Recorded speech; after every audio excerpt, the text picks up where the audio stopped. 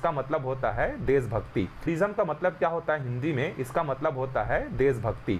ठीक है, जैसे बहुत सारे देशभक्ति मूवी बनते हैं, देशभक्ति गाने बनते हैं, उसी तरीके से इसमें हम लोग देशभक्ति क्या होता है, कैसे दिखाया जाता है, ये सारी की सारी बातें हम लोग एज ए स्टोरी के फॉर्म में जो है हम लोग पढ़ेंगे।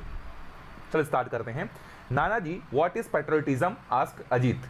नाना जी से जो है अजीत ने क्या हुआ, पूछा कि व्हाट इज पेट्रियटिज्म, मतलब देशभक्ति क्या होता है। आस्क मतलब होता है पूछना। ठीक है, इसका मतलब क्या होता है, पूछा, क्या पूछना। ठीक है, तो अजीत ने पूछा नाना जी से व्हाट इज पेट्रियटिज्म। अब देखो इसका आंसर क्या मिलेगा। It means going to jail like Gandhi ji and Chacha Nehru और dying for your country like Bhagat Singh. अब देखो पेट्रियटिज्म का मतलब क्या होता है, explain his sister Naina. Naina ने क्या किया, जो अजीत की जो बहन है उसने क्या किया, इसको एक्सप्लेन किया कि पेट्रियटिज्म का मतलब क्या होता है। It means going to jail, इसका मतलब जेल जाना होता है, जैसे गांधी जी और चाचा नेहरू गए। और का मतलब होता है या dying for your country like Bhagat Singh. Dying का मतलब होता है मरना, या अपने देश के लिए मरना। तो देखो पहले तो अजीत ने प्रश्न पूछा कि पेट्रियटिज्म क्या होता है, तो नैना ने अपने हिसाब से जो उसको लगा उसने एक्सप्लेन किया कि देखो पेट्रियटिज्म का मतलब क्या होता है कि गांधी जी और चाचा नेहरू की तरह जो है जेल जाना, या देश के लिए भगत सिंह जैसा जो है सेक्रीफाइस करना, इन दोनों में से कौन सा जो है पेट्रियटिज्म है, या दोनों पेट्रियटिज्म है करके नैना ने जो है अजीत को एक्सप्लेन किया। अब देखते हैं इसके बाद नाना जी के आंसर देते हैं। Yes Naina you are right. अब नाना जी ने कहा कि नैना तुम सही हो, यू आर राइट का मतलब होता है तुम सही हो। But it also means a lot more, लेकिन इसका मतलब और भी बहुत कुछ होता है। अलॉट मोर का मतलब होता है और भी बहुत कुछ, मीन्स का मतलब होता है मतलब, बट का मतलब होता है बल्कि, इसका मतलब कुछ और भी होता है या बहुत कुछ और होता है। To be a patriot one need not die or go to jail. नाना जी ने कहा देशभक्त होने का मतलब जो है अब सिर्फ मरना या जेल जाना नहीं है। One can show one's love for one's country in many small ways. कोई भी एक आदमी अपने देश के लिए जो प्यार है वो कई सारे छोटे छोटे तरीकों में क्या कर सकता है, बता सकता है। नाना जी सेड, नाना जी ने कहा। तो अब अजीत और नैना ने पूछा होगा हाउ मतलब होता है कैसे। ठीक है, by loving its culture and it's people. तो नाना जी ने उत्तर दिया लविंग मतलब प्यार करना, कल्चर मतलब होता है अपनी संस्कृति। कल्चर का मतलब क्या होता है, संस्कृति होता है। ठीक है, तो अपने संस्कृति से प्यार करके भी हम लोग अपनी देशभक्ति को क्या कर सकते हैं, बता सकते हैं। ठीक है, कल्चर हो गया, लविंग का मतलब होता है प्यार करना। डू यू रिमेंबर, रिमेंबर का मतलब होता है याद है क्या। डू यू रिमेंबर मतलब याद करना। Do you remember Ajit on 26th after the Republic day parade a tune was being played. अब यहाँ पर ट्यून का मतलब क्या होता है, ट्यून का मतलब होता है कोई भी धुन जो बजता है। ठीक है, प्लेड मतलब होता है प्ले किया गया। तो नाना जी बोलते हैं अजीत से कि क्या तुमको याद है अजीत कि 26 जनवरी के बाद जो है रिपब्लिक डे का परेड हो जाने के बाद एक धुन बजाया गया। ठीक है, तो अजीत ने कहा yes Nana ji, as soon as the tune started you stood मतलब खड़ा हो गए या खड़ा होना। ठीक है, खड़ा होना। एंड कंटिन्यूड मतलब लगातार। ठीक है, स्टैंडिंग मतलब खड़े रहे टिल द एंड। तो अजीत ने कहा हाँ नाना जी, जैसे ही ट्यून स्टार्ट हुआ आप जल्दी से जल्दी, एज सून एज का मतलब होता है जल्दी से जल्दी खड़े हो गए और कंटिन्यू क्या हो गए, जब तक गाना खत्म नहीं हुआ, जब तक ट्यून खत्म नहीं हुआ आप लगातार खड़े रहे।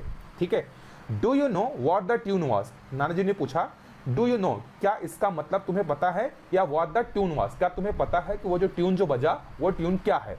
तो अजीत ने कहा आई नो मतलब होता है मुझे पता है। Nana ji, Naina said it was our national anthem. तो आई नो नाना जी, ये बात किसने कहा, नैना ने कहा, अजीत ने नहीं कहा, किसने कहा, नैना ने। आई नो का मतलब होता है मुझे पता है नाना जी, नैना सेड का मतलब होता है नैना ने कहा। It was our national anthem, anthem का मतलब होता है गान, नेशनल एंथम का मतलब होता है राष्ट्रगान। तो नैना ने कहा कि हाँ नाना जी मुझे पता है कि वो जो ट्यून जो बजा था वो क्या है, हमारा राष्ट्रगान है, Jana Gana Mana. Good, but do you know why I got up and stood to attention. तो नाना जी पूछते हैं वाई मतलब क्यों, गोट अप मतलब खड़े होना।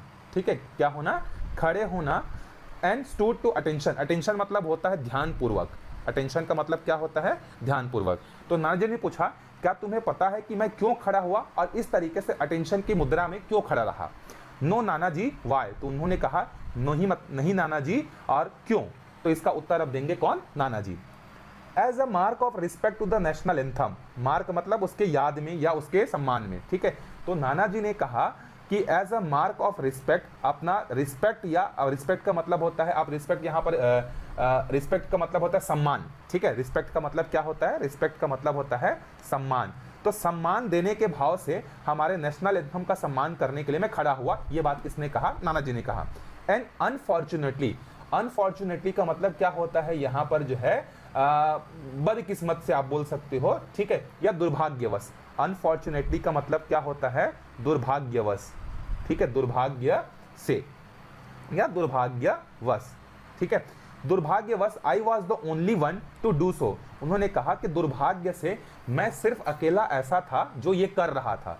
आई वॉज ओनली मतलब मैं अकेला था, वन टू डू सो जो मैं कर रहा था।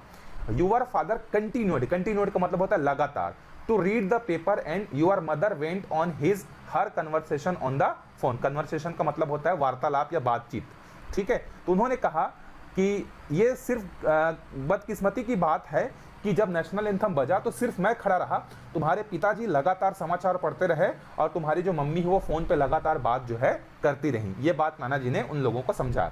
अर्लियर मतलब होता है जल्दी से या पहले। इन अर्लियर मतलब होता है पहले, यहाँ पर आप लिख लेना, अर्लियर का मतलब होता है पहले। In the cinema hall at the end of movie the national anthem was played. Played का मतलब होता है बजाया जाना।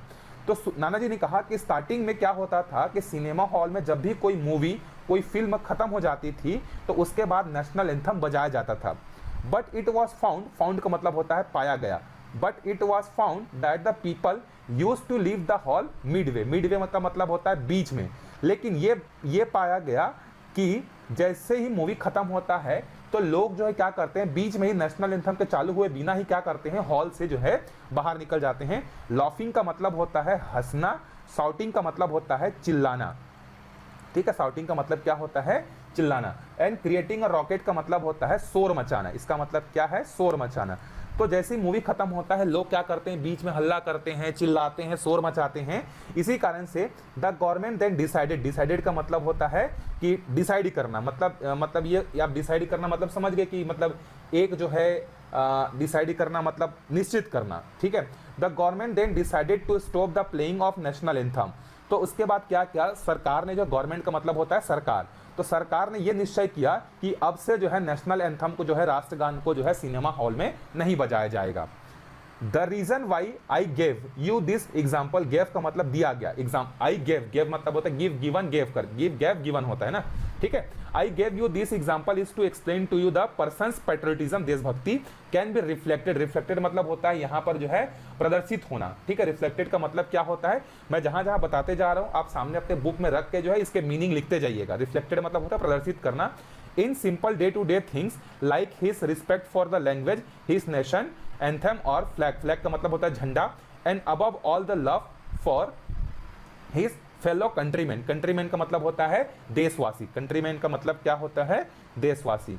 तो नाना जी ने कहा कि मैंने तुम्हें ये उदाहरण इसलिए दिया ताकि एक पर्सन, एक देशभक्त पर्सन को हम लोग क्या कर सकें, प्रदर्शित कर सकें कि कोई भी एक आदमी जो छोटी छोटी चीज़ें करता है, जैसे अपने भाषा से, लैंग्वेज से मतलब रिस्पेक्ट करता है, अपने लैंग्वेज का जो है सम्मान करता है। रिस्पेक्ट करना मतलब सम्मान करना, तो अपने भाषा का सम्मान करता है, अपने राष्ट्रगान का सम्मान करता है, अपने झंडे का सम्मान करता है, देश के झंडे का, और छोटी छोटी चीज़ें जो करता है, अपने देशवासियों से प्यार करता है, तो उसको हम लोग पैट्रियोटिज्म जो है बोल सकते हैं, उसको हम लोग पैट्रियोटिक पर्सन जो है बोल सकते हैं, देशभक्त आदमी बोल सकते हैं, ठीक है।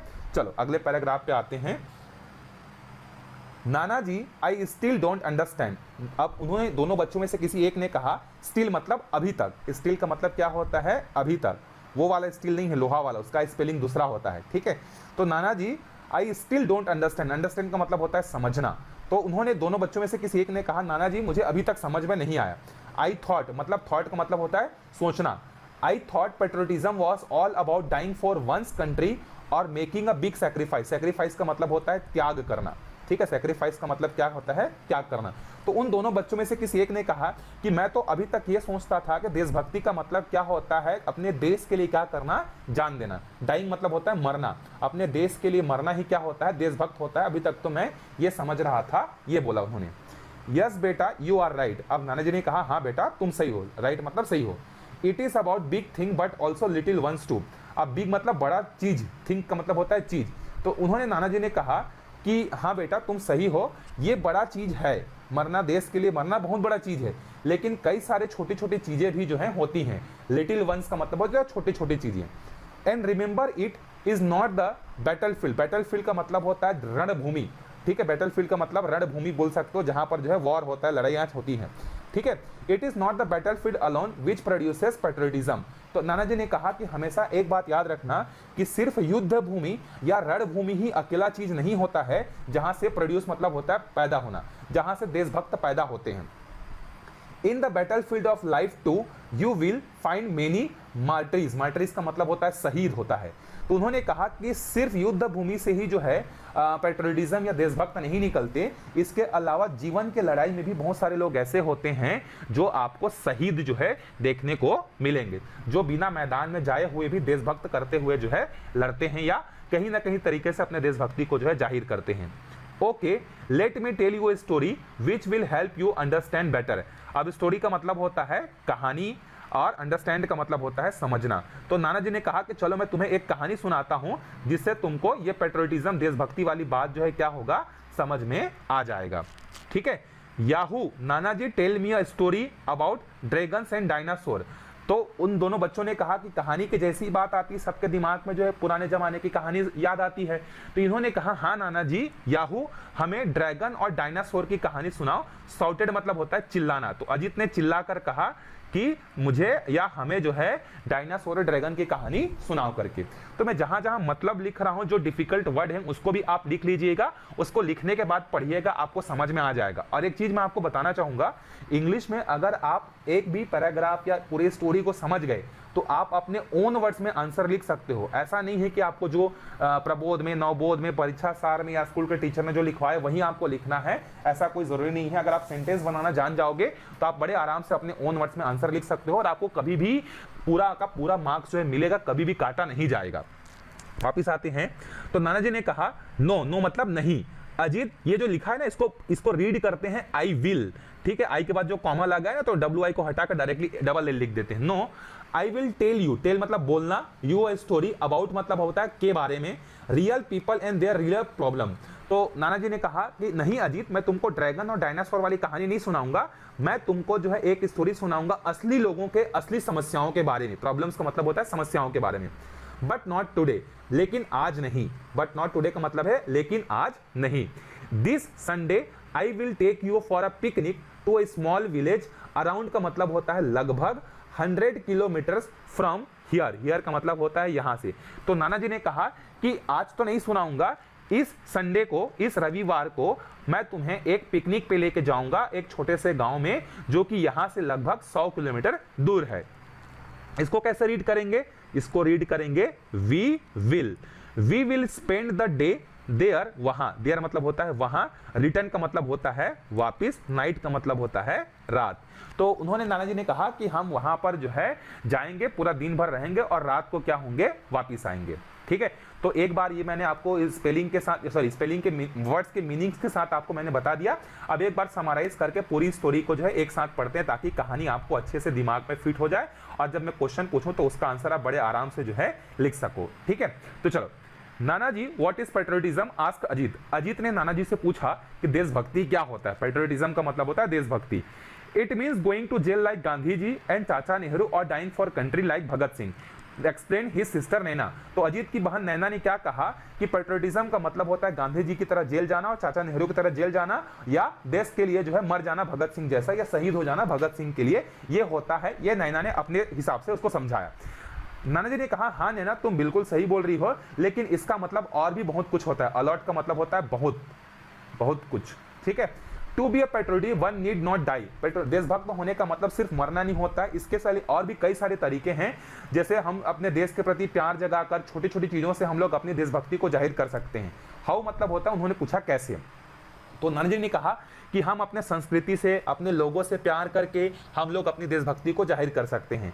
फिर नाना जी बोलते हैं कि अजीत क्या तुमको याद है कि 26 जनवरी के बाद रिपब्लिक डे का परेड जैसे ही खत्म हुआ एक ट्यून बजा। तो अजीत बोलता है हाँ नाना जी, और जैसे ही ट्यून बजा आप जल्दी से जल्दी खड़े हो गए और जब तक ट्यून खत्म नहीं हुआ तब तक आप जो है खड़े रहे। Do you know what the tune was. तो नाना जी पूछते हैं कि क्या तुमको धुन के बारे में पता है। तो इसका आंसर कौन करती है? नैना। आई नो, मुझे पता है, नो का आई नो का मतलब होता है पता है, तो मुझे पता है Nana ji, it was our national anthem, it was मतलब वो जो है हमारा एक राष्ट्र, वो जो हमारा राष्ट्रगान था, जन गण मन। गुड, गुड का मतलब होता है अच्छा। But do you know why I got up and stood to attention, नाना जी ने पूछा कि क्यों, तुम्हें पता है क्या कि मैं ऐसा खड़ा होकर अटेंशन में जो है क्यों रहा। तो इसका आंसर जो है नाना जी खुद देते हैं कि उन्होंने बोला कि हम अपने राष्ट्रगान के सम्मान में जो है खड़े होते हैं, और दुर्भाग्यवश उस समय सिर्फ मैं ही खड़ा रहा, तुम्हारे पिताजी लगातार समाचार पढ़ते रहे और तुम्हारी माता जो है वो फोन में बातचीत में लगे हुई थी। पहले जो है सिनेमा हॉल में मूवी के खत्म होने के बाद राष्ट्रगान जो है बजाया जाता था, but it was found that the people use to leave the hall midway, लेकिन बाद में ये पता चला कि लोग जो है जैसे ही फिल्म खत्म होता है, लोग बीच में ही जो है क्या करने लगते हैं, हंसने लगते हैं, चिल्लाने लगते हैं, शोर मचाने लगते हैं, जिसके कारण से सरकार ने ये निश्चित किया कि अब राष्ट्रगान को जो है सिनेमा हॉल में नहीं बजाया जाएगा। नाना जी ने कहा कि मैं तुम्हें ये सब एग्जाम्पल इसलिए दे रहा हूं ताकि तुमको देशभक्ति के बारे में समझा सकूं और देशभक्ति के प्रति तुम लोगों को जो है अवेयर कर सकूं। ठीक है, अब देखो देशभक्ति और भी कई सारे तरीकों से जता सकते हैं, जैसे अपने भाषा से प्यार करके, अपने राष्ट्रगान से प्यार करके, अपने झंडे से प्यार करके, अपने देशवासियों से प्यार करके। तो अजीत या नैना में से कोई बोलता है कि नहीं मुझे अभी तक समझ में नहीं आया कि पेट्रियोटिज्म का मतलब क्या होता है, देशभक्ति का मतलब क्या होता है। ठीक है, वो अभी तक सोच रहा था कि देशभक्ति का मतलब होता है मरना या फिर जो है देश के लिए त्याग करना। तो नाना जी ने कहा कि हाँ तुम बिल्कुल सही कह रहे हो, लेकिन इसका मतलब यही नहीं होता है, इसके यहाँ पर जो है हम इन देशभक्ति को जो है शो कर सकते हैं। तो नाना जी ने कहा कि चलो मैं तुमको एक स्टोरी सुनाता हूँ। तो बच्चों ने बोला कि हाँ हमें ड्रैगन और डायनासोर की स्टोरी सुनाओ करके, ताकि बच्चे एक्साइटेड हो गए। तो नाना जी ने कहा नहीं, मैं तुम्हें ड्रैगन और डायनासोर की कहानी जो है नहीं सुनाऊंगा, मैं तुमको जो है संडे को जो है क्या करूंगा, अपने यहाँ से 100 किलोमीटर दूर एक गांव है वहां पर लेके जाऊंगा और दिन भर हम वहां पे रहेंगे और रात को जो है वापिस आएंगे। ये अभी तक का जो है स्टोरी है। इसमें 3 लोग हैं, एक नाना जी है, एक अजीत है और एक नैना है।